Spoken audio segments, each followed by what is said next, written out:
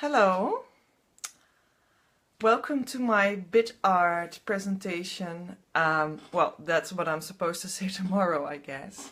At the Cambridge Innovation Centre, I will be one of the speakers of the Women in STEAM event. And it's organized by Deloitte, and they even give it for free to the participants. It's really very inviting for women professionals and women students, and yeah, the theme is art and tech, and they have like 4 speakers or something, and of which one of them will be me. And Women in STEAM means STEAM is like an abbreviation of some sort of fields of thinking and education and profession that are like, as well as the arts, as the technical, more like technical and philosophical kinds of fields as well. And the idea of Women in STEAM is that is the future, that these fields are going to be co-creating, and I really feel that too,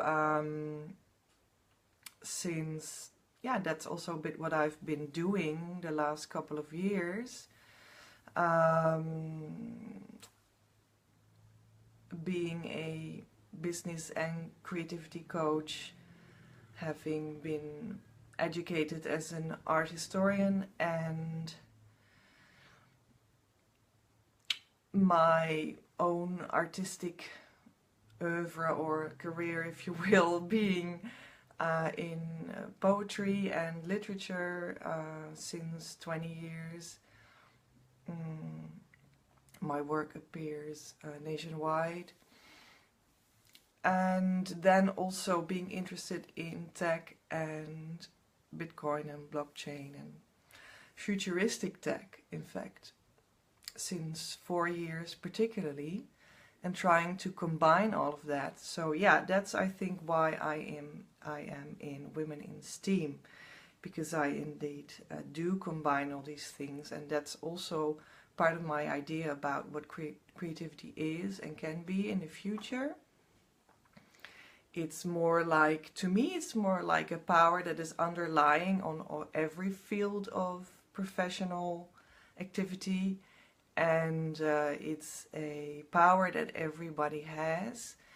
Of course, you can create from the mind and the emotions and from physical matter, but you absolutely are a being, a person, a human being. You are a being that creates from source, and it materializes just in what you have right now. So I'm now in my office, this is my book, blah blah, and these are, by the way, all books I contributed to myself or written myself, but anyway, my art books. So I manifested these bookshelves with art books and poetry collections, and my office and me sitting into it. So that's my manifestation, and in that way, indeed, everyone is a creator, and the creator of their own lives and their own circumstances. And by tapping into that creative source, you can also create maybe another future for yourself, whether you're an artist or not. That doesn't really matter. It's just your basic right, almost, as a human being.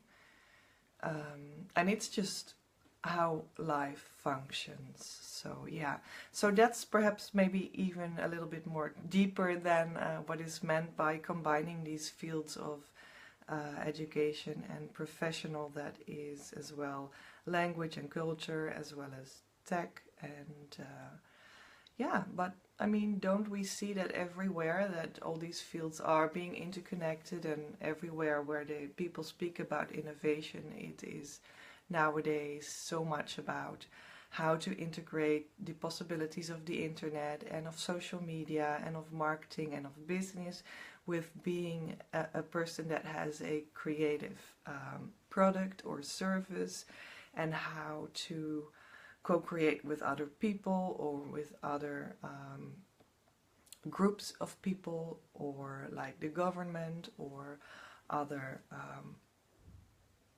other businesses in a more open way or in an open source way, and that there are new models of working together and of co-creation that people invent and present to the world. So yeah, that's what people speak about nowadays, and I think that that is, of course, yeah, very happening. Ah, hello Sarah. So we get viewers, that's cool. Yeah, a bit of a small introduction to my BITart lecture of tomorrow. I was just speaking about the more broader theme of tech and art, and of combining fields of action and fields of profession that I am personally also very much interested in. And yeah, so I mean, my specific talk tomorrow will be about BITart, so about Bitcoin and art, or about blockchain and art, or about blockchain and creativity, about blockchain and creative industry. So you see my hand going from here to there. It's just a matter of, it looks like very different fields, and how do they actually combine, and who cares? So yeah, that was my question as well, of course, the last 4 years. Like, why am I a person that was always in the cultural field and in the artistic field, and I'm so interested suddenly in Bitcoin, which is a digital, decentralized way of valuing things and money and people with a digital money. So a decentralized way to exchange value, that's what I have to say. And it really goes indeed automatically peer-to-peer. You don't need banks or third parties, and that's a great invention, and that could only be invented a couple of years ago, when we make use of the blockchain. The blockchain is a ledger, and it sort of hangs in the air, and it records numbers, or it records, well, you can record anything into it, but it timestamps them. So it's just one big cloud hanging in the air with timestamps of, and now we have this and this number, and now we have this number, and now we have this number, and a network of people agreeing with that. We have this number, this number, this number, now, and this blockchain technology that also doesn't need any third parties or governments or banks or whatever. It just goes fully automatically by itself. Well, people need to turn on their computers, that's for sure. But then it goes automatically by itself, and the invention of that made possible that we could have things like Bitcoin. And Bitcoin is just one example, and the most known example of, well, a couple of hundreds of cryptocurrencies. So currencies that are fully digital and fully decentralized, and work with the same sort of ledger, with the same sort of blockchain. Sometimes people look at the Bitcoin, and because that's seemed to be sort of a standard, but there are also streams of people and groups of consciousness and that work on other kinds of ledgers, of blockchains, and build their own. And so you have many cryptocurrencies. So yeah. So my story is that from being an artist and working in the cultural field as an art historian, and working in museums and educating children of all ages, and being a writer, being a professional writer, and having become known a bit as a poet, and having performed everywhere as a poet, and so being professionally in the cultural field, there was a point in my life that I was becoming much more interested in the business side of things. I was having my own business from the start ever since. But yeah, how to actually be this entrepreneur in a much more business sense, and getting sort of rid of all the disadvantages that I found to be in the mindset of that cultural field. And that's what drove me to doing a new business education for myself from 1.5 years. Was individually and very intense. And then on the end of that, I became very interested in, yeah, aren't there new ways to think about business and money and value, because that's what business is all about, that I can use in a new to create business for myself, which is of course very creativity themed and innovation themed and art themed and source creative energy themed, and that's my field. So aren't there also new technologies or social innovations in the world that are so much about, yeah, new ways to approach value and the exchange of value? So I really wanted to become an entrepreneur, a creative entrepreneur that knows what entrepreneurship is. So that's what I was learning, that comes from creative fields and fully integrated that, and then also tries to find new ways to be how do you say, innovative in my way of doing business. And after I finished my business course, I mingled all of that knowledge and insight, how that works as a human being, because it was a holistic business coaching oriented education. I started to combine what I learned with my own creativity method that I had already, and then I started to do business coaching for people, combining creativity method and entrepreneurship method, and finding new ways in that. But that was of great value to myself and other people. But aren't there more elaborate, further reaching innovations in exchanging value that I can add to that, and that are really new in that value point of thinking? And that's when Bitcoin entered my consciousness.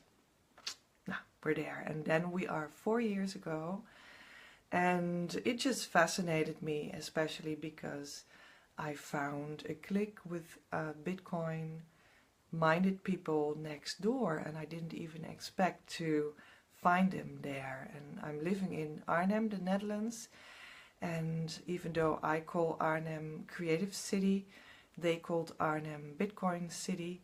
And yes, indeed, it became Bitcoin World Capital of the World within a short amount of time, some years. Well, we're only speaking about from 4 years ago until now, and I followed every step and contributed to it and learned a lot of things. And at a certain point I began speaking about my own ideas about Bitcoin, cryptocurrencies and blockchains as well on certain conferences, mainly in Amsterdam, I have to say, until now. And I also started to integrate how to work with cryptocurrencies in my business coaching. And also in that field of action, cryptocurrencies, you have new entrepreneurs that have new ideas. And this is a whole scene that is newly forming themselves. And people came out of that field as well to me to learn about how to do business, in fact. Because sometimes in that field of action, people don't have the knowledge about how to run a business yet. However, they have very much interest in and knowledge about and ideas in, innovative ideas in the cryptocurrency world. So they also all came to me to receive coaching, and it was all great. I learned many aspects of the cryptocurrency world, how to receive value through Bitcoin or other currencies, how to how to deal with it on a technical level, what all kinds of worlds philosophically it brought to me, because there are whole new social avenues that it brings as well. Bitcoin and cryptocurrencies also bringing their own mentality with it, because it's so much autonomous and decentralized that people have just really another attitude than maybe, let's say, your average citizen or your average business owner. So that brings about a whole lot new of mental clarity that you have to get on so many subjects yourself. And also you have to process that emotionally. And that's something that interests me quite a lot, because of the underlying creativity method and definition that I have of creativity being a source of life force that everyone can create with and does create with, because you manifest this moment. That also implies my interest in being and in emotional being. And so yeah, that's what I found was a bit lacking sometimes in that cryptocurrency digital world and the blockchain world. So I learned that blockchain was in fact the underlying technicality of Bitcoin and other cryptocurrencies, and that there's so many things are possible with that, that we cannot even imagine right now how it might change our society and our way of living in the next decades, perhaps. I'm not really sure how fast it all will go. It can transform many fields of action and of profession, like for instance the broker industry, or the government could be obsolete, or money could be obsolete as we know it up to now and become fully digital. Insurances could be going via the blockchain. So, and it means that there will be a complete digitalization, in fact, and the trust is in the blockchain because it functions automatically and you don't need third parties. So when you follow that logic, you could definitely see that when fields of profession that we think of as normal, that they're organized how they're organized right now, transform dramatically, because the blockchain organizes it all quite differently, and we don't need that third party kind of thing, then people could be laid off. I mean, you know, that's one. It doesn't sound very positive, but it's an implication that could happen. Let's say it like that. And many other things might happen. You also might really benefit from it, because you get your autonomy back in a way that can be very fruitful for your creativity, your sense of self, and your feeling of natural birthright power. And that's why I like those technologies to be an addition on the outside world of being your inside creator and being a manifester in a holistic sense.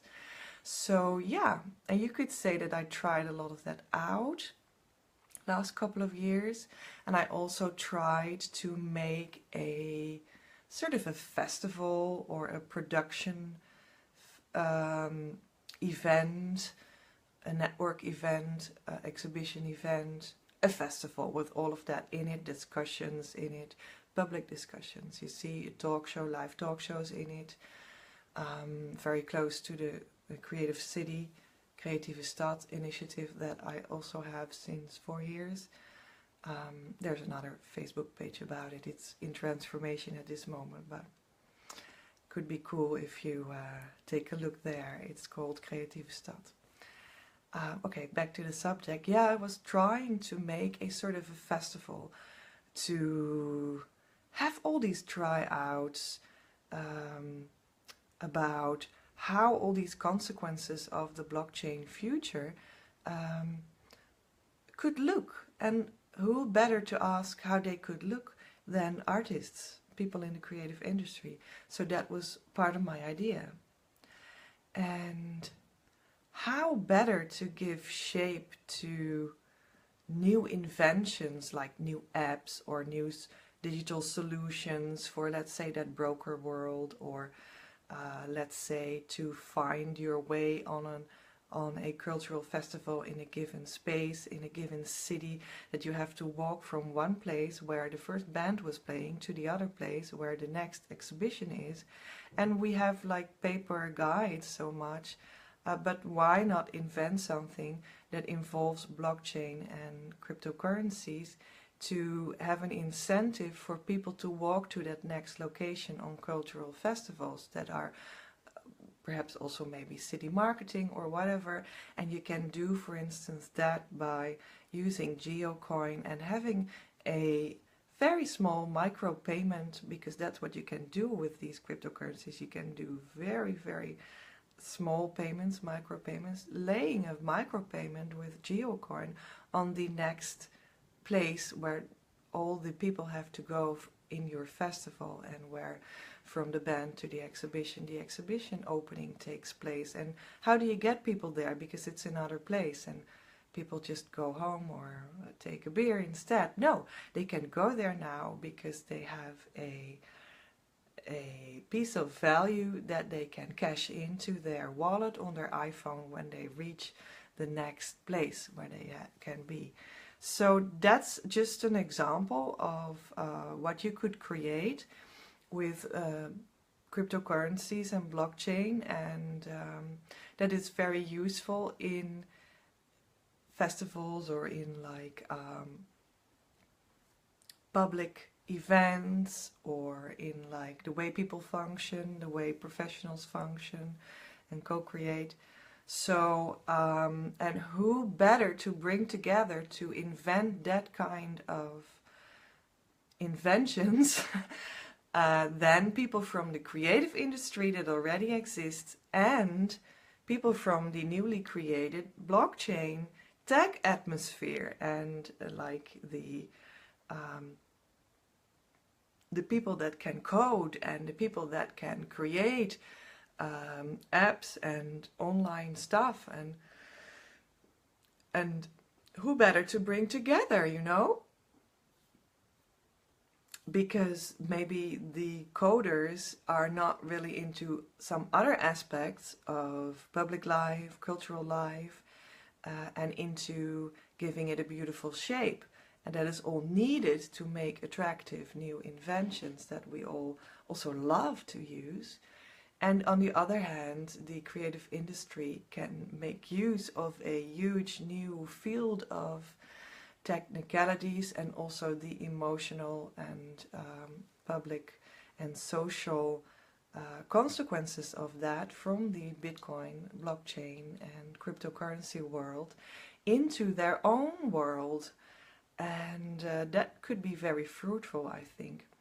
So that's what I also really wanted in that festival, and you know, to have a production area to create money so that you could let people produce new ideas or work them out and then exhibit them, and contribute in that way to all kinds of professional areas.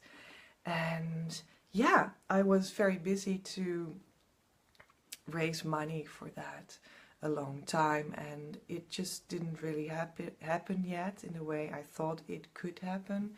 So maybe, who knows, in the future. But that's all to give a scope of how I invented the idea of BITart. And so that's how I all came to it. And then we're in the now, and tomorrow I will be speaking about this In fact, I will be speaking also about some examples of more like the literal version perhaps of BITart, because there are artists, like visual artists, that made artworks that are very intertwined with the idea of autonomous value and the representation of that of Bitcoin, and in some sort of way integrate that in their visual art. And I will be giving examples of that, and one of the examples is placed on my private timeline today, that Sarah Meohas. I might be saying that very wrong. I think she's from South America, so you probably have to pronounce that differently. But anyway, and she made, in 2015, she made, she's a photographer, and in fact she's also educated as a business person, and then she found herself in a place that she wanted to combine both, and that she was actually very interested in the value point of view for works of art. Because a lot of people buy art as an investment, isn't it? And they want to sell it later and think to make a lot of money. And which art can we buy best to make a lot of money? And which art should we not buy because it's not worth anything? So it's not a good investment. And yeah, then she heard about Bitcoin and she really thought that would be the perfect combination to make for a work of art, or a series of art, or a project of work of art that comprises all these questions and still has something to do with her photography oeuvre. So she makes pictures, and they're not even produced yet in a print form, but you can buy it anyway. And you can invest more in the artist than in the work, because you can buy her own cryptocurrency, because she just made her own cryptocurrency, the Bitcoin. I think there's a lot of gender-specific notions in all of this as well, and also how perhaps money, and even the digital monies as well, have a lot of male connotations. Still stemming from tradition and from the idea that tech is a very male thing, but digital monies are not tech, they are just value as anything else, so they also represent social and emotional value. That's my standpoint, at least, and that may be an overlooked viewpoint, but I mean, it's all the more important to speak about it, so yeah. So Women in STEAM is where I will be talking tomorrow, so I guess it's all a bit gender related as well. So in that theme we also have this work of art that is a good example for that. So the Bitcoin, you could buy it, one Bitcoin for €100, and her works of art would be 25 Bitcoin, so 2,500 euro. No, maybe it's perhaps dollars, excuse me. I'm so used to saying the word euro that I might be mistaken. So you could invest in a piece of her work by buying just 2 Bitcoins, for instance, and you would invest in a piece of her art in the mind that is not even printed in the physical yet, and that is not and you don't even have to choose which specific image you want to have or want to buy, because you can own different pieces of different artworks or photographs, prints of her work, because you can own just a piece of that 25 Bitcoin worth of artwork. So yeah, there can be said a lot about it, but that's just one of the examples I will be talking about tomorrow. And we will also be discussing what does this all mean, you know? Why is it important to combine those fields, and what are also the problems that arise in it. There's also one big advantage that I want to talk about right now, and we'll be talking about tomorrow as well. And the advantage of blockchain and Bitcoin and cryptocurrencies in general for the creative industry in general is, it was already a bit in the Sarah Meoha's story, but it's more in general. And that is something important, I think, that could also transform the creative industry side, the artistic field of profession a lot.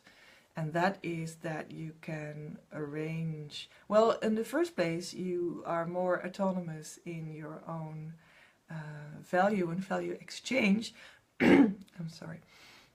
In relation to your art, you can exchange ownership of your artwork with other people without third parties of any way whatsoever, of any sort, by using Bitcoin or another cryptocurrency to sell your work, of course. And there's also a way of having a business, not as in a national business form that you might have that is official, but as a fully blockchain-based business. And that is called a DAO, a decentralized autonomous organization, and that could be very attractive for artists who want to work worldwide with a very autonomous attitude as well. But there are also footnotes at that. But let's put it like that, that it could be a nice challenge and a nice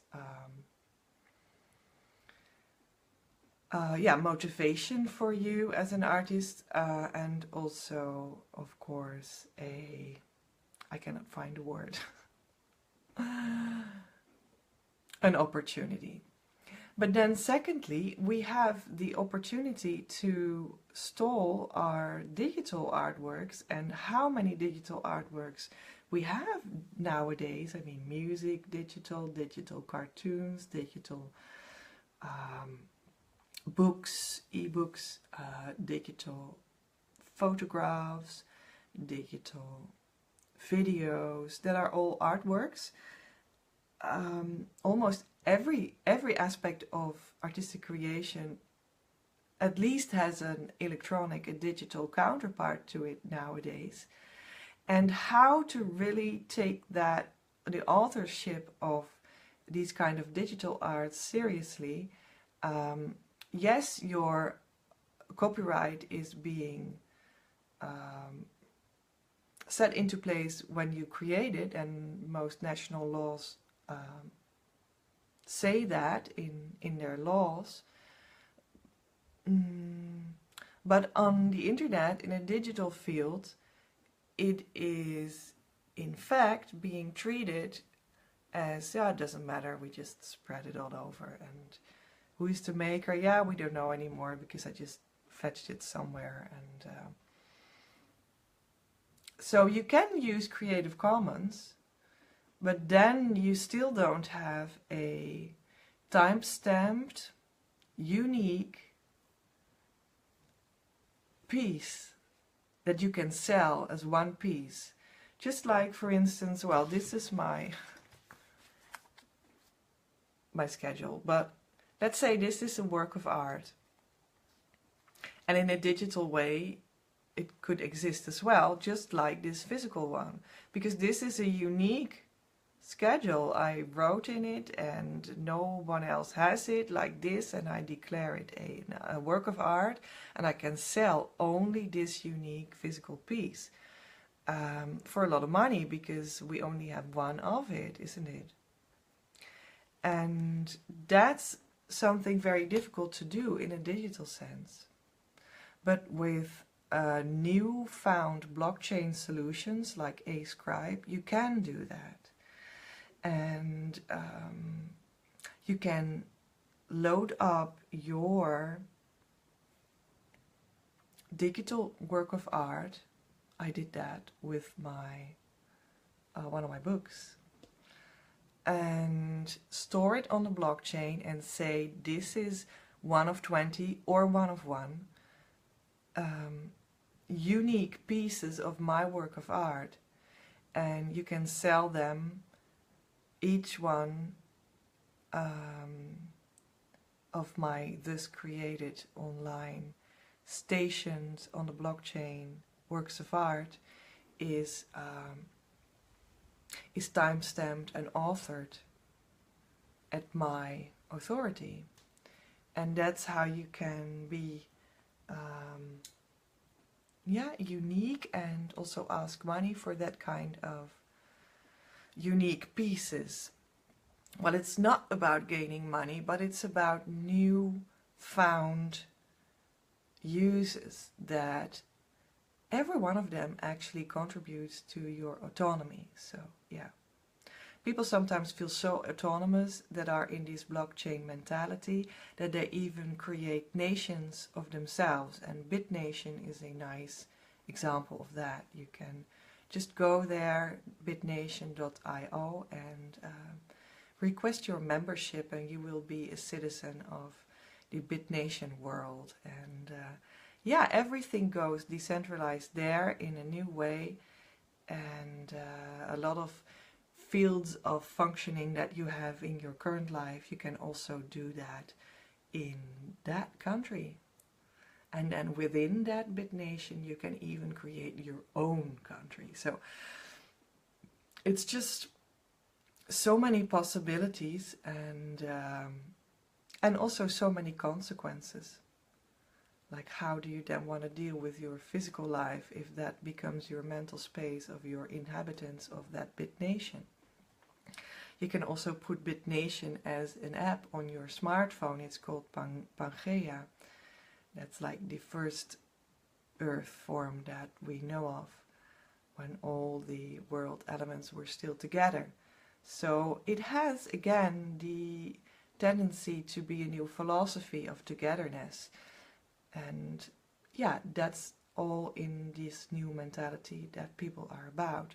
And how do you co-create that new stuff with your current life and with the current government that still sends you letters? Well, that's an art in itself, and I think that's a nice challenge that could be very creative in itself. And when you go journey there, you might come across all kinds of mental, emotional, social, physical and spiritual consequences that you have to sort of conquer in yourself to see who you are. And yeah, I think it could be a great way of consciousness development in a way as well. So yeah, and that's also the contribution that we sometimes still have to give to that sometimes a bit sterile world of tech and Bitcoin, blockchain and cryptocurrencies, that we actually need, or other forms of new technologies or newfound ways of working in business, like the, how's it called? The exponential organizations of Jori van Geest. That's an example of, in an organization sense, newfound possibilities, but also that one I also find to be sometimes a bit sterile and forgetting about the physical, emotional, spiritual backgrounds that we all have to process these consequences in, and also take our soul creativity with us in those new fields of action. And let's not forget about that, because I think that's what the new consciousness point is all about, that I hope to be bringing also tomorrow. So yeah, I hope you get a sort of scope of what a BITart could all be about. You can still join the lecture tomorrow, by the way. It will be from 1 p.m. on in Rotterdam, next to the central station. You have to register, And that can be done when you type Women in STEAM and Deloitte or something in your browser, and it will bring you to the program of Women in STEAM organized by Deloitte, and then you can say that you want to go, and it's for free. So maybe see you there. Hopefully it brought to you some enlightenment about all of these topics that I shared under the name of BITart. And if you have any questions or remarks, yeah, it would be lovely if you just leave them under my video. This is a format, a transformation theme that I will be doing on my Business and Creativity mission page on Facebook every month. I will be taking a new theme and talk a bit about it. And of course you can ask questions when you're live and type them under it. But yeah, I just trust that when we have no questions or not many live viewers, that you can still see it later, and that it's still valuable to you, and then you can still ask your questions underneath later, and I will be looking at them as much as I can. So, bye for now, and see you next month in the next transformation theme here on Business and Creativity, my mission. Bye bye.